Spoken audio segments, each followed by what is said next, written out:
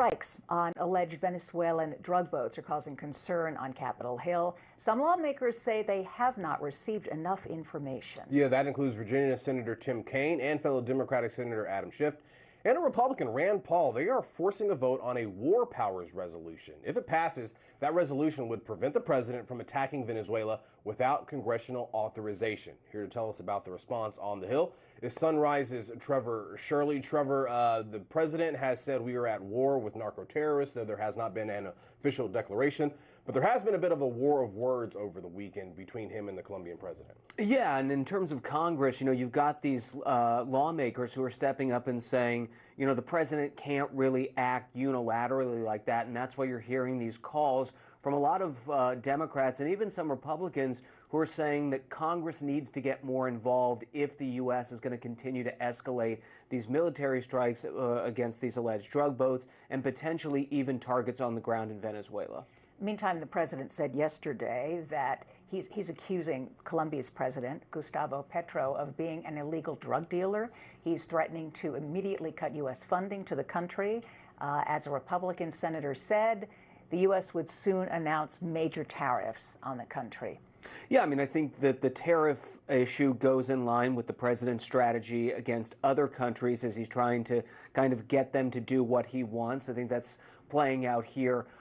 In terms of where this goes, we'll have to wait and see. Historically, tariffs are something that Congress has gotten involved with, but with this president, he's really moving ahead unilaterally on that front, as we've seen him do since he came back to office. So whether or not this is an issue that he works with Congress on or continues to just go it alone, we'll have to wait and see. So Trevor, if you can, walk us through the number of attacks, how many people have died, how many people have survived, if any. Yeah, at this point that we know about publicly, there have been 6 documented attacks that have been talked about by the White House against these alleged drug boats. The White House says they've been happening in international waters.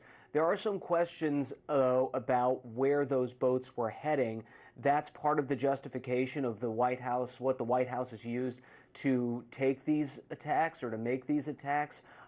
So it's unclear, though, the final destination of a lot of these drug boats, if that aligns with what the White House has been saying. We know in the most recent strike, there were at least 2 or 3 survivors. The White House has decided to repatriate those survivors rather than take them into custody and prosecute them somehow here in the U.S. An interesting approach for the White House, especially how aggressively they've gone after these alleged drug boats. You'd think that they would make an example out of those people on the boats, but according to the White House, they're going to send them back to where they came. Well, a lot of critics are saying that's probably what the issue is here, because was the intelligence right? Were these actually narco-terrorists that were being attacked? Yeah, and the White House really hasn't given a lot of intelligence on what specifically they were using to base these attacks on, how they came to that conclusion, and how long of the process is it before they identify these boats and then decide, okay, this is a target.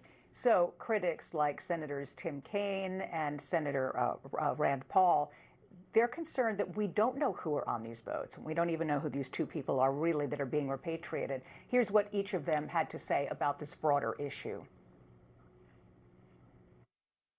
I think we're going to get more Republicans on board with the notion that the president should not go to war without a vote of Congress. This is the most sacred responsibility that Congress has. The Constitution says war is a matter for Congress to declare, not for the president to initiate unilaterally. If they want all-out war where we kill anybody and everybody that is in the country of Venezuela or coming out, that has to have a declaration of war. It's something that is not pretty, very expensive, and I'm not in favor of declaring war on Venezuela, but the Congress should vote. The president shouldn't do this by himself. And Rand Paul has gone so far as to call these extrajudicial killings. Yeah, and so it'll be interesting to see where Congress goes from here on this. Yeah. Thank you so much, Trevor. Appreciate it.